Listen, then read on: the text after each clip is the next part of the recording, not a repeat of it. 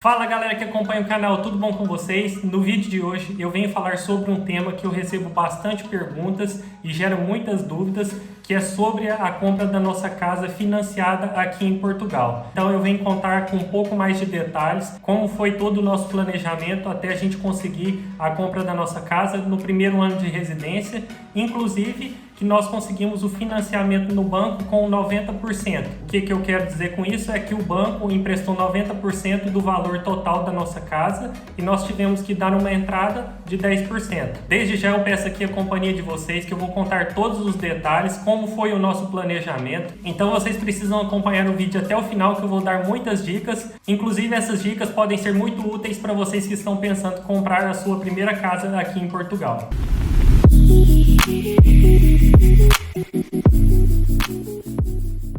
Para quem não me conhece ainda, o meu nome é Regis e sejam todos muito bem-vindos ao Super Dicas Portugal. Pessoal, quero aqui agradecer aos novos inscritos, vocês que estão aí acompanhando, que gostam do conteúdo, que deixam seu like, que compartilham os vídeos com os amigos, que deixam um comentário aqui nos meus vídeos, e isso ajuda muito aqui no engajamento e no crescimento do canal. Então, meu muito obrigado. E se você ainda não for inscrito, se inscreve aí no canal, ativem aí o sininho das notificações, que vocês vão ser notificados assim que tiver vídeo novo aqui no canal. Quando nós começamos a planejar a nossa mudança para Portugal, uma das primeiras preocupações que nós tivemos foi com relação ao valor do aluguel que a gente iria pagar aqui em Portugal. Primeiro porque no Brasil a gente não pagava aluguel, que a gente já tinha quitado a nossa casa, então a gente teria que incluir esse valor do aluguel nas nossas contas mensais. Então a gente fez um cálculo do que iríamos ganhar aqui em Portugal e definimos um valor de até 500 euros que nós poderíamos pagar de arrendamento.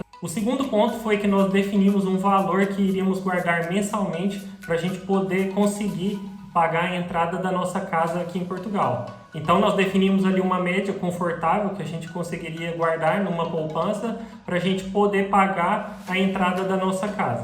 Com esses dois pontos definidos, nós iniciamos a procura da casa onde nós iríamos morar. Começamos a procurar ali no OLX, no Imo Virtual, começamos a olhar no Facebook também, nos sites de algumas imobiliárias, e começamos a perceber que o valor em Lisboa dos arrendamentos era muito caro para o nosso orçamento que a gente poderia gastar. Inclusive, a nossa ideia era morar em Lisboa, porque estaria mais perto também do nosso trabalho, né, do meu trabalho, e o deslocamento até o trabalho não teria tanta demora. Então, nossa ideia a princípio seria alugar em Lisboa, mais próximo do meu trabalho, porém os valores estavam muito altos. Na época era pouca oferta e muita procura, inclusive ainda hoje está um pouco menos por conta da pandemia, mas na altura que nós mudamos, em 2019, tinha muita procura e pouca oferta, então os valores estavam muito altos.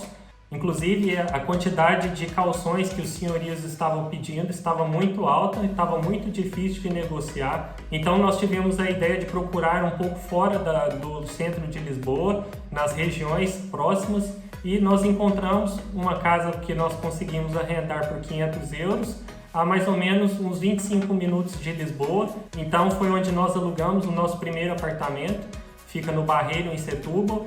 E com esse apartamento definido, começamos a negociar com o senhorio. A ideia, a gente não tinha condições de pagar a quantidade de calções que a maioria dos senhorios, dos donos dos imóveis estavam pedindo. Então, durante as negociações, ficou definido que eu pagaria 1.500 euros, que são 2 calções, e mais 500 euros, que seria da primeira mensalidade do apartamento. Putz, estou lascado! Para quem não sabe, esse calção é uma forma de segurança que o dono do imóvel tem, caso tenha algum dano quando a pessoa saia do apartamento. Então, se tiver algum dano ou precisar de fazer alguma reforma, esse dinheiro fica para eles. Agora, pelo contrário, se tiver tudo ok, se não tiver furos na parede, nenhum defeito na pintura, esse dinheiro eles te reembolsam com até 2 semanas. Uma dica importante que eu deixo aqui para vocês é que fique registrado o valor que foi pago no início, quando vocês entraram no apartamento, que vocês tirem bastante fotos, registrem tudo junto com o dono do imóvel. Se possível, coloque como anexo no contrato que vocês vão registrar nas finanças.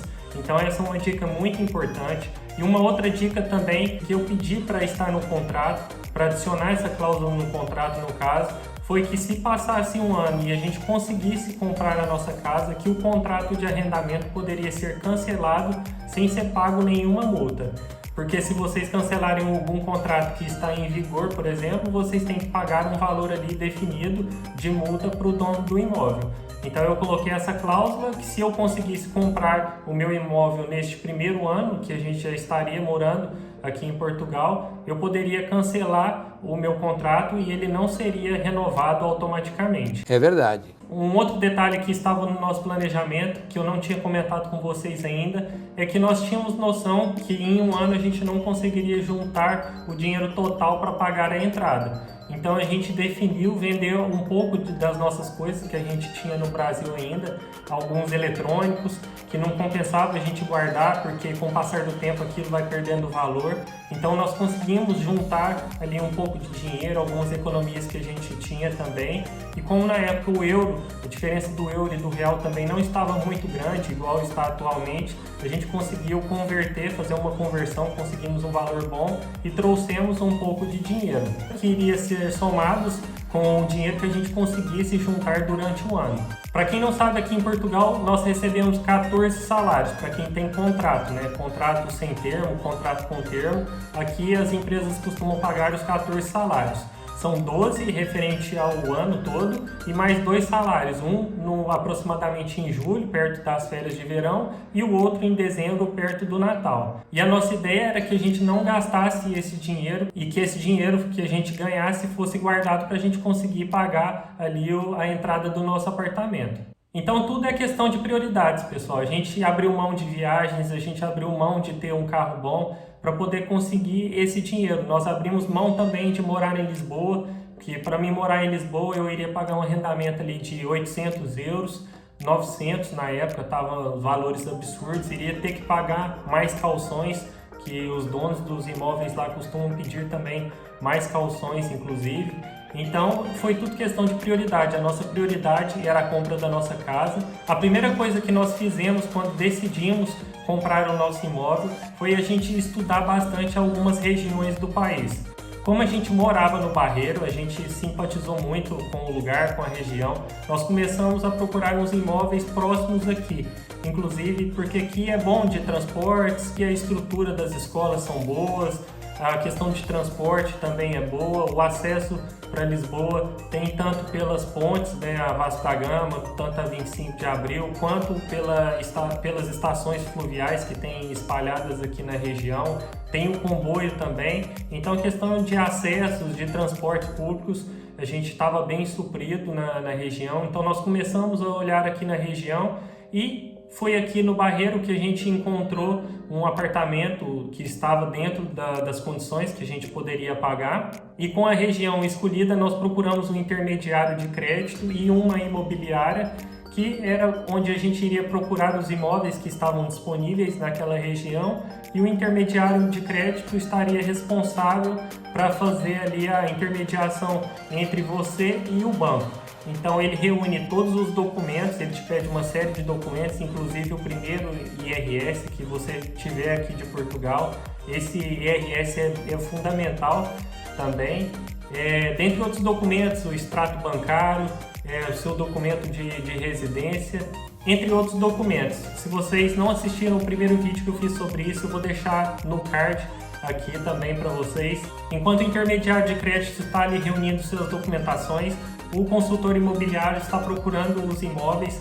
Em cima do valor que você tem para pagar de entrada é o valor que o consultor imobiliário vai procurar o imóvel dentro da região que você escolheu. Com o imóvel escolhido, o intermediário de crédito vai fazer um envio de toda a documentação para vários bancos aqui de Portugal para verificar qual que tem interesse ali, qual que tem a disponibilidade de estar emprestando aquela quantia, a quantia do valor do imóvel para você. Aqui em Portugal, pelas pessoas que eu conversei e todas as pesquisas que eu fiz, antigamente eles emprestavam, os bancos no caso, emprestavam até 100% do valor do imóvel.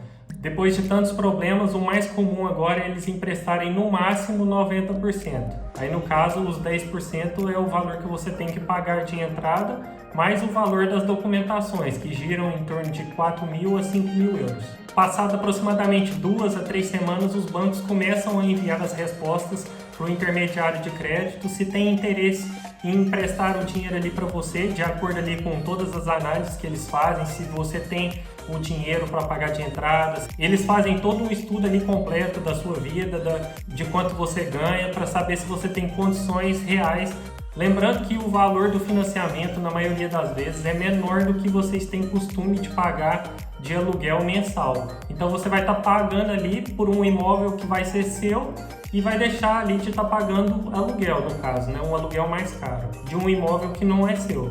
No nosso caso, a gente começou a receber ali as respostas, né, por meio do intermediário de crédito, e dos vários bancos que foram feitos os envios para pedir o crédito, somente 2 retornaram com um parecer positivo, que a gente poderia dar seguimento com o financiamento. Aí a gente começou a analisar a questão das taxas. Qual banco que oferecia ali a oferta melhor, qual que tinha a taxa menor, qual tinha o seguro, porque tem uma série de seguros que a gente tem que pagar, seguro contra incêndio, seguro de vida, tem uma série de seguros que está incluso no valor do financiamento, né? No final soma tudo aquilo com o valor que você tem que pagar mensal.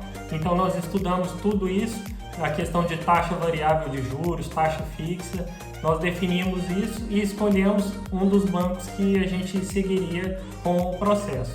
Com a escolha do banco feita, o consultor imobiliário junto com o intermediário de crédito fazem ali um contrato de compra e venda com o proprietário do imóvel, onde você está ali firmando, né, um compromisso. Esse tipo de contrato é feito para assegurar ali o negócio, tanto para o seu lado quanto para o lado do vendedor. Se por acaso alguém desistir do processo, tem ali uma multa que é cobrada na maioria das vezes. Então esse contrato é importante por causa disso.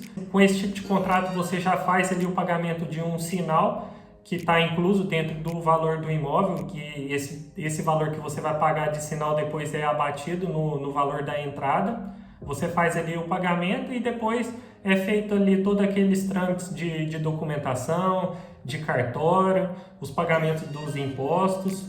Um detalhe importante que eu esqueci de comentar com vocês é que na resposta dos bancos eles costumam já enviar o valor que eles conseguem emprestar, o valor máximo que eles conseguem emprestar. Então nós tivemos muita resposta de bancos que conseguiam emprestar somente 80% do valor do imóvel, outros 85% e somente 2%, que foram esses 2 que eu comentei com vocês, eles estavam dispostos a emprestar os 90%. Eu vou dar aqui um exemplo: se vocês escolhem um imóvel de 100 mil euros, o banco vai te emprestar 90 mil euros, que é 90% dos 100 mil, você tem que pagar 10 mil euros e mais aproximadamente entre 4 a 5 mil euros de documentação. Então você tem que ter ali inicialmente 14 mil euros para pagar de entrada no seu imóvel, caso o imóvel seja no valor de 100 mil euros.